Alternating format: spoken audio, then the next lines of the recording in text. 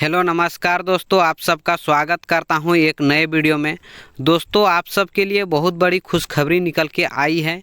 और दोस्तों, मैं आप सबको बता देना चाहता हूं, झारखंड में होमगार्ड की वैकेंसी कई सारे ज़िलों में इसकी प्रक्रिया शुरू हो चुका है और दोस्तों कई सारे ज़िलों में इसकी प्रक्रिया कंप्लीट भी हो चुका है।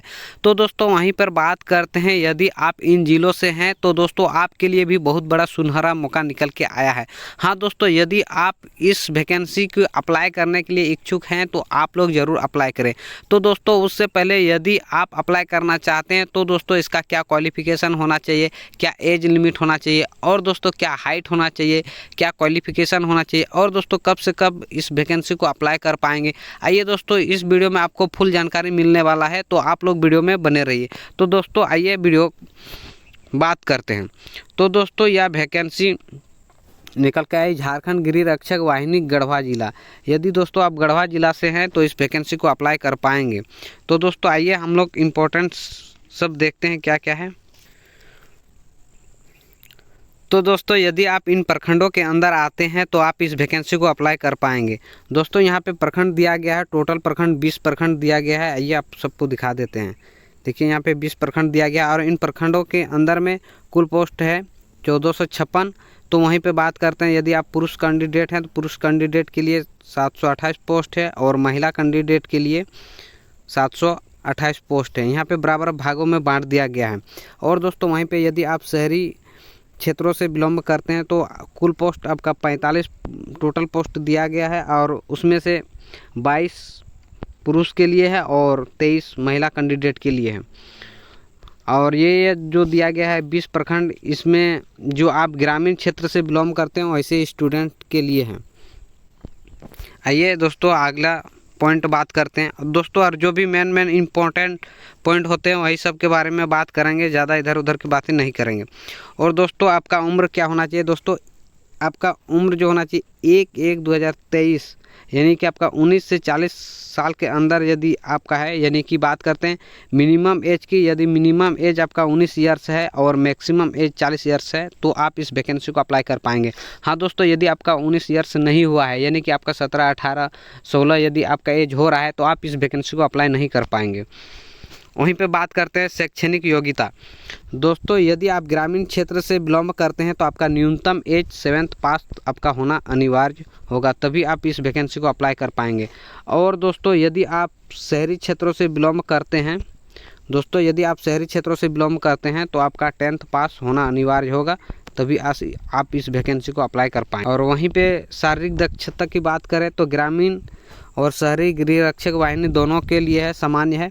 आपका हाइट जो होना चाहिए, आपका पुरुष कैंडिडेट के लिए 162 दिया गया है, 162 सेंटीमीटर आपका हाइट होना चाहिए। लेकिन वैसे स्टूडेंट जो सामान्य वर्ग से आते हैं, ओबीसी से आते हैं, बीसी से आते हैं, यानी कि आप जनरल, ओबीसी और बीसी से आते हैं तो आपका 162 सेंटीमीटर आपका हाइट होना अनिवार्य होगा।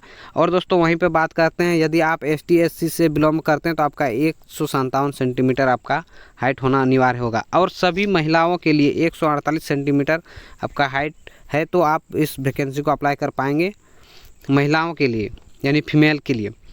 और दोस्तों आपका सीना की बात करें तो सीना आपका चेस्ट होना चाहिए 79 सेंटीमीटर आपका अगर यदि चेस्ट है तो आप इस वैकेंसी को अप्लाई कर पाएंगे। तो वैसे स्टूडेंट जो जनरल, ओबीसी और बीसी है उसके लिए 79 सेंटीमीटर होना अनिवार्य होगा। और यदि आप एसटी एससी से आप बिलोंग करते हैं तो आपका 76 सेंटीमीटर आपका होना अनिवार्य होगा, तब आप इस वैकेंसी को अप्लाई कर दीजिएगा, तो यानी कि आपका कंप्लीट हो जाएगा। आइए दोस्तों आगे आप देखते हैं अगला पॉइंट।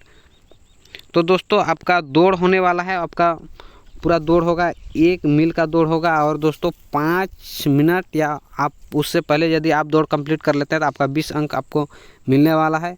और यदि 5 से 6 मिनट के अंदर में यदि आप दौड़ कंप्लीट करते हैं तो आपका 10 अंक आपको मिलने वाला है। यदि आप 6 से अधिक समय लगाते हैं तो ये दोस्तों आपको अयोग्य माना जाएगा, यानी कि आपको डिस्क्वालीफाई कर दिया जाएगा। तो दोस्तों आप सबको समझ में आता होगा। और दोस्तों वहीं पे बात करते हैं, यदि आप महिला हैं तो आपका 8 मिनट या उससे पहले यदि आप दौड़ कंप्लीट करते हैं तो आपका 20 अंक आपको मिलने वाला है।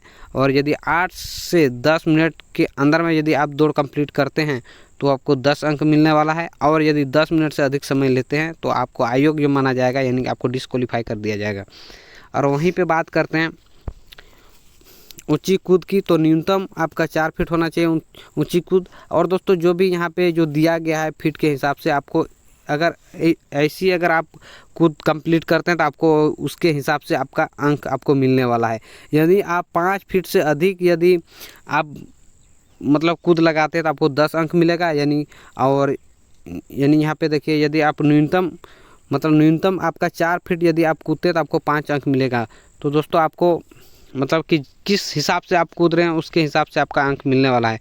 तो आप लोग उसके हिसाब से आप लोग ज़रूर इसका जंप लगाइएगा, और लंबी कूद भी उसी हिसाब से दिया गया है, आप लोग देख लीजिएगा। और दोस्तों पहले तो मैं यही कहना चाहूँगा आप लोगों से, यदि आप लोग पहले इस वैकेंसी को अप्लाई कर दीजिए। और दोस्तों जो भी डाउट रहे आप लोग कमेंट बॉक्स में ज़रूर कमेंट कीजिएगा, उसका हम